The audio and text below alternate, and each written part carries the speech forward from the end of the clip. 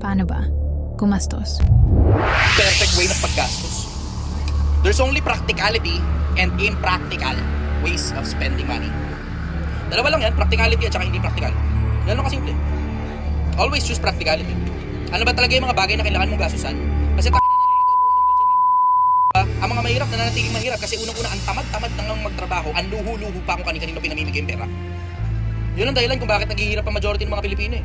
Hindi natin pinag-uusapan dito yung may kamag-anak ang PWD o nanay mo may cancer o may sakit sa pamilya. Hindi natin pinag-uusapan dito yun. Ang pinag-uusapan natin yung sobrang dami ng JNT na putang ina dumarating sa bahay mo.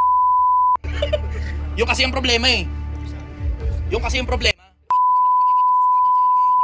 Yung napakahirap nang hanapin ng lugar mo, pero kabisado na ng JNT kung anong pinto mismo yung kakatukin nila pag si Maria Magdalena yung hinahanap. Maria Magdalena. Dami na, diba? Oo, diba? Kilala ka na nga ng rider eh. Alam mo, putangin naman sa dami ng pinto sa loob ng squatters area, tapos lahat kayo iisa na ng address kasi purok 1, block, etc. Tapos isang malaking bloke kayo ron, walang eksaktong address yung lugar nyo, kabisado ka na ng JNT dahil sa dami ng putang inang dinideliver sa bahay nyo. Tapos nagkakatautang-utang ka ron.